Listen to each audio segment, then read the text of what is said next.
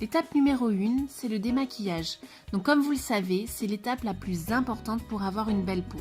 Ça permet d'éliminer toutes les impuretés et bien sûr éviter que les pores soient bouchés. Pour le démaquillage, mon pot de crème vous conseille une eau micellaire, soit pour peau déshydratée ou pour peau sensible. Donc bien sûr, il faut que le coton soit propre. Si jamais vous utilisez du maquillage waterproof au niveau des yeux, utilisez bien un démaquillant qui est spécifique. Ensuite, sous la douche, vous pouvez utiliser une mousse qui est avec rinçage, qui est très douce, mais qui est également purifiante pour réguler la peau. Ensuite, vous utiliserez un tonique afin d'éliminer le calcaire de l'eau. Attention, ne prenez pas trop de produits purifiants parce que cela va assécher la peau et sera un effet inverse. Si vous n'aimez pas l'eau, vous pouvez rester sur une eau micellaire uniquement. Bien sûr, le coton doit être entièrement propre et ensuite vous passez un tonique par la suite. La deuxième étape, c'est la crème de jour. Donc vous avez deux possibilités. Soit vous brillez dès le matin, donc dans ce cas-là, vous utilisez une crème hydratante qui est à la fois matifiante justement pour réguler cet effet de sébum. Si vous brillez par contre en fin de journée, dans ce cas-là, il faut utiliser une crème hydratante. Donc finalement, comment la choisir ? Il doit être marqué sur le packaging émulsion légère ou crème légère. Donc dans ce cas-là, il n'y a pas de corps gras. Ne prenez surtout pas des crèmes riches ou émulsions riches. Ce n'est pas adapté à votre type de peau. Troisième étape, la crème de nuit. Donc vous allez utiliser une crème hydratante qui est plus légère que la journée. Cette crème doit être sous forme de gel afin de réhydrater la peau en profondeur. À savoir qu'une peau mixte manque très souvent d'hydratation.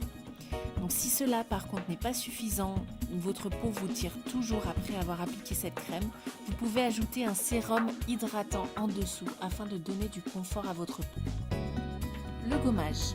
Donc pour une peau mixte, il faut utiliser un gommage chimique, c'est-à-dire qu'il est composé d'enzymes. Ce sont des molécules qui vont gommer la peau sans action mécanique. Vous n'avez pas besoin de masser le gommage. Donc il suffit juste de le laisser poser 3-4 minutes. Pourquoi ne pas masser lorsque l'on a une peau mixte ? Si vous massez, vous allez stimuler les glandes sébacées, notamment sur la zone T où c'est la zone la plus grasse. Ces glandes sont stimulées et ensuite elles vont produire du sébum encore plus qu'elles ne produisaient avant.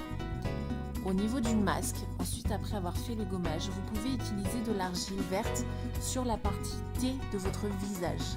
Donc attention, on ne laisse jamais sécher une argile.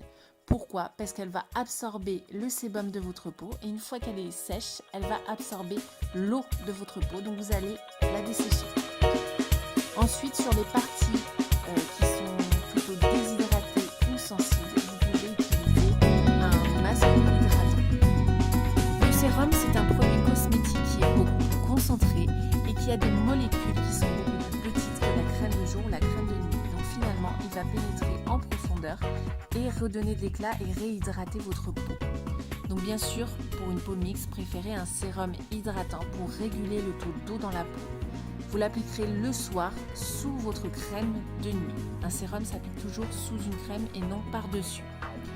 Par contre, si vous voulez affiner quand même le grain de peau, vous avez des points noirs, quelques boutons, vous pouvez appliquer un sérum le soir à base d'acide salicylique. Donc l'acide salicylique va permettre d'affiner le grain de peau. Par contre, on ne l'applique que 2 ou 3 fois par semaine et cela suffit. Et si vous utilisez justement ce sérum à base d'acide salicylique, ne faites pas de gommage, vous affinez déjà assez votre peau.